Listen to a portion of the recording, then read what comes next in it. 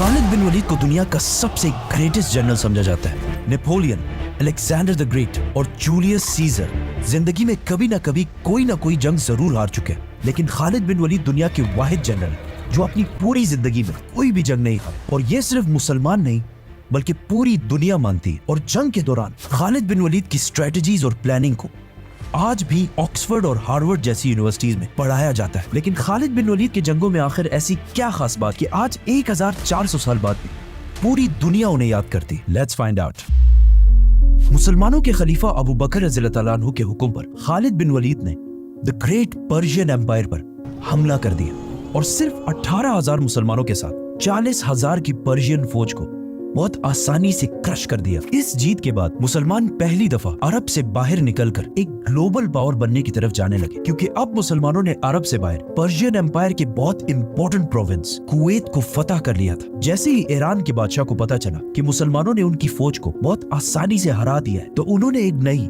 40,000 की फौज खालिद बिन वलीद की तरफ रवाना की। लेकिन खालिद बिन वलीद ने कुवैत फतह करते ही डायरेक्टली अपने स्पाइस जासूसों को पूरे इलाके में फैला दिया था, ताकि हर खतरे का उन्हें पहले से पता चल जाए। ये स्पाइस हर तरफ फैल गए और बहुत दूर जाकर उन्होंने देखा कि पर्शियन एम्पायर की 40,000 की फौज बहुत तेजी से मुसलमानों की तरफ बढ़ रही है।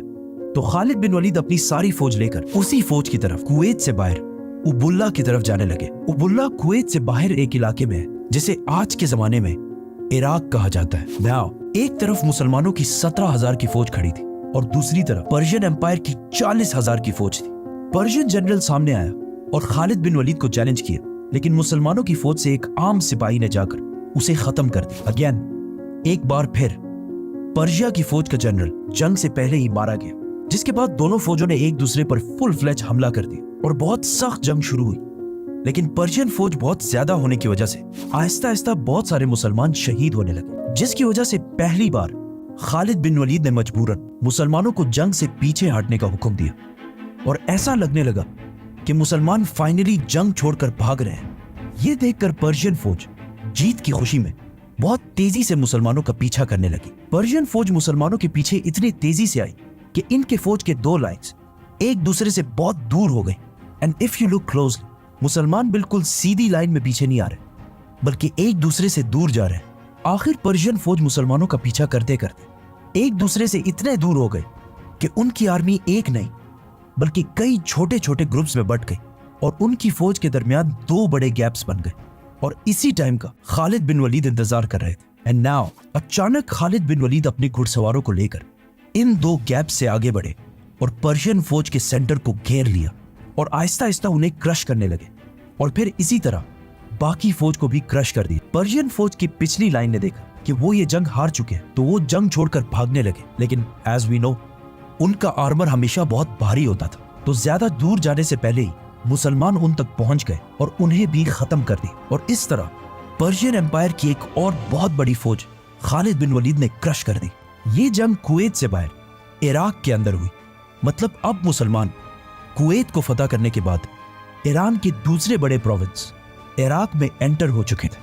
अब यहां से आगे बढ़ना थोड़ा मुश्किल था, क्योंकि इराक और मदीना एक दूसरे से बहुत दूर थे और इराक में मुसलमानों की फौज को अपने हेडक्वार्टर मदीना से बार बार कम्युनिकेट करने में बहुत मुश्किल हो रही थी। इसीलिए यहां से आगे बढ़ने से पहले खालिद बिन वलीद ने इसी इलाके को अपना नया हेडक्वार्टर बनाया, क्योंकि इस इलाके में पर्शियंस और अरब दोनों आबाद थे और इन सब का ख्याल था कि मुसलमान इन्हें फतह करने के बाद इनके साथ वही करेंगे जो अब तक दुनिया की बाकी सारी एम्पायर्स करती हैं, मतलब लूट, प्लंडर, रेप।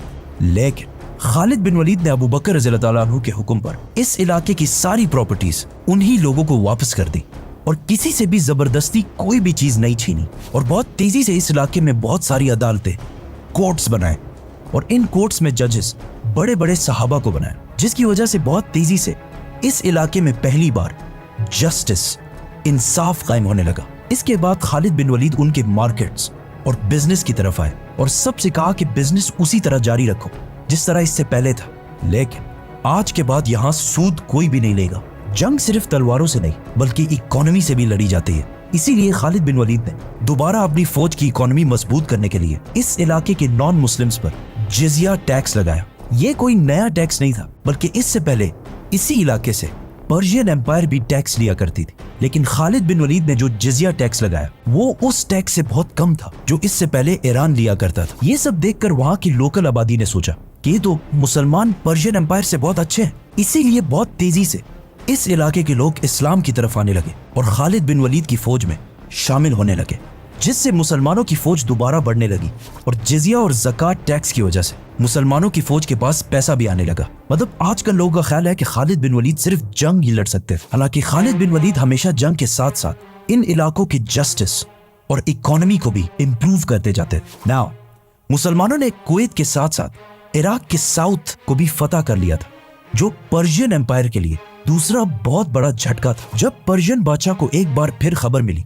कि उनकी एक और फौज मुसलमानों से बुरी तरह हार चुकी है, तो उन्होंने दोबारा अपनी एम्पायर के नॉर्थ और ईस्ट से 2 नई फौजें मुसलमानों की तरफ रवाना की और उन्हें इस जगह वलाजा में एक साथ मिलकर मुसलमानों को खत्म करने का हुक्म दिया। बट पर्शियन बादशाह हर तरफ से फौज जमा कर रहे हैं सिवाय अपने वेस्टर्न बॉर्डर से, क्योंकि ये बॉर्डर रोमन एम्पायर के साथ टकराता था और ईरान के बादशाह को यह टेंशन भी थी कि कहीं रोमन एम्पायर इस सब का फायदा उठाकर पर्शियन एम्पायर पर हमला ना कर दे। लेकिन रोमन एम्पायर ने कभी भी हमला नहीं किया, क्योंकि कुछ ही अरसे बाद मुसलमानों ने रोमन एम्पायर पर भी हमला कर दिया, जिसे हम इसी स्टोरी में एक्सप्लेन करेंगे, तो सब्सक्राइब। खालिद बिन वलीद ने जिन इलाकों को फतह किया उनमें से बहुत सारे लोगों ने इस्लाम कबूल कर लिया और अब वो सारे लोग मुसलमानों के लिए स्पाइज और जासूस बन चुके थे, जिसकी वजह से मुसलमानों की इंटेलिजेंस एजेंसी और भी ज्यादा स्ट्रॉन्ग होने लगी, क्योंकि ये नए मुसलमान ईरान को अरबों से बहुत ज्यादा अच्छी तरह समझते थे, जिसकी वजह से खालिद बिन वलीद तक ये खबर बहुत तेजी से पहुंची कि 2 बहुत बड़ी फौजें उनकी तरफ तेजी से बढ़ रही हैं। और खालिद बिन वलीद को इस बात का पता था कि अगर ये 2 फौजें एक जगह पर यूनाइट हो गई तो इन्हें हराना इम्पॉसिबल हो जाएगा। तो मुसलमानों ने इस सब को रोकने के लिए प्लानिंग शुरू कर दी। मुसलमानों ने देखा कि ये 2 फौजें जिस इलाके से आ रही हैं वो इलाका बहुत ही ग्रीन और पहाड़ी इलाका है और ये लोग डेजर्ट के बिल्कुल भी आदी नहीं है, इसीलिए मुसलमान अगर डेजर्ट की तरफ से जाएंगे तो वो इनमें से एक फौज तक बहुत तेजी से पहुंच सकते हैं। तो खालिद बिन वलीद अपनी फौज लेकर फुल स्पीड इराक के डेजर्ट को क्रॉस करते हुए पहली फौज के पास वलाजा पहुंचे। मुसलमानों और पर्शियंस की पहली फौज वलाजा में आमने सामने हुई। पर्शियन फौज का जनरल ये देखकर हैरान हो गया कि जितना उसे बताया गया था उससे तो मुसलमानों की फौज बहुत ही कम है। मतलब मुसलमानों में ज्यादा पैदल सोल्जर्स है और घोड़े वाले तो बहुत ही कम है, जिसकी वजह से इस फौज में जीतने की काफी होप पैदा हुई। पर्शियन फौज से उनका चैंपियन सामने आया, जिसे उसकी बहुत बड़ी और स्ट्रॉन्ग बॉडी की वजह से पर्शियंस ने फारसी में एक बहुत मशहूर नाम दिया था, हजार मर्द, जिसका उर्दू और हिंदी में मतलब है हजार मर्द। खालिद बिन वलीद उस चैंपियन से लड़ने गए और कुछ ही टाइम में उसे मार दिया, जिसके बाद दोनों फौजें जंग के लिए तैयार हुई। लेकिन काफी टाइम गुजरने के बाद भी ईरान की आर्मी अपनी जगह पर ही खड़ी रही, क्योंकि वो ज्यादा से ज्यादा टाइम वेस्ट करना चाहते थे ताकि उनकी दूसरी फौज उनकी मदद के लिए पहुंच सके। लेकिन मुसलमानों का प्लान तो ये था कि उन्हें यूनाइट होने से पहले ही खत्म कर दिया जाए। इसीलिए मुसलमानों की फौज बहुत कम होने के बावजूद खालिद बिन वलीद ने उन्हें हमले का हुक्म दिया।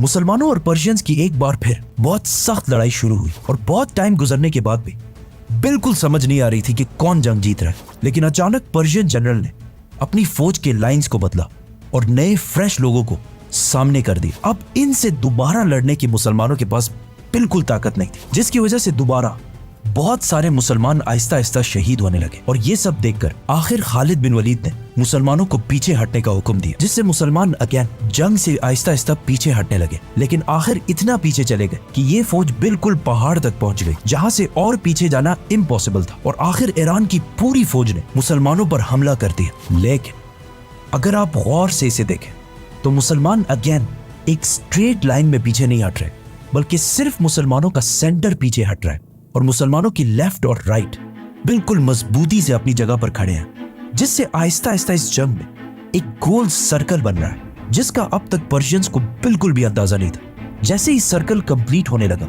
और पर्शियंस की सारी फौज इस सर्कल के अंदर एंटर हुई, खालिद बिन वलीद ने इशारा दिया और अचानक पर्शियन फौज के पीछे से 4000 हॉर्समैन घुड़सवार फुल स्पीड पर्शियन फौज के पीछे आने लगे। याद है ईरान के जनरल की जासूसों ने जितना उन्हें बताया था उससे मुसलमान बहुत कम थे, जिस पर वो बहुत खुश था। लेकिन असल में मुसलमान कभी कम थे ही नहीं। खालिद बिन वलीद ने जंग से पहले इन सारों को पर्शियन फौज के पीछे खड़ा किया हुआ था और बहुत देर से ये सब खालिद बिन वलीद के सिर्फ एक इशारे का इंतजार कर रहे थे। इसके बाद मुसलमानों ने पर्शियन फौज को हर तरफ से ऐसे घेर लिया कि कहा जाता है कि एक बंदा भी इस जंग से नहीं भाग सकता। ये कोई पहली दफा नहीं है कि खालिद बिन वलीद ने ये टैक्टिक यूज किया।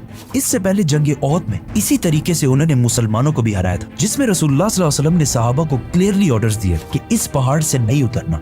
लेकिन जीत की खुशी में जब वो पहाड़ से नीचे उतर गए, खालिद बिन वलीद ने पहाड़ के पीछे से हमला कर दिया और पूरे जंग को बिल्कुल बदल दिया।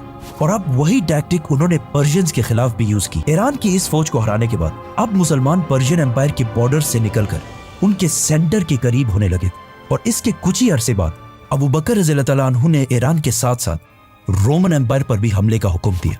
रोमन और पर्शियन एम्पायर में मुसलमान इतनी तेजी से आगे बढ़ रहे थे कि इन दोनों एम्पायर्स ने देखा कि अगर ऐसे ही चलता रहा तो बहुत जल्द हम दोनों सुपर पावर्स खत्म हो जाएंगे। तो इसीलिए उन्होंने तारीख में पहली दफा रोमन और पर्शियन एम्पायर अपनी 700 साल पुरानी दुश्मनी खत्म करके मुसलमानों के खिलाफ यूनाइट हो गए। सब्सक्राइब।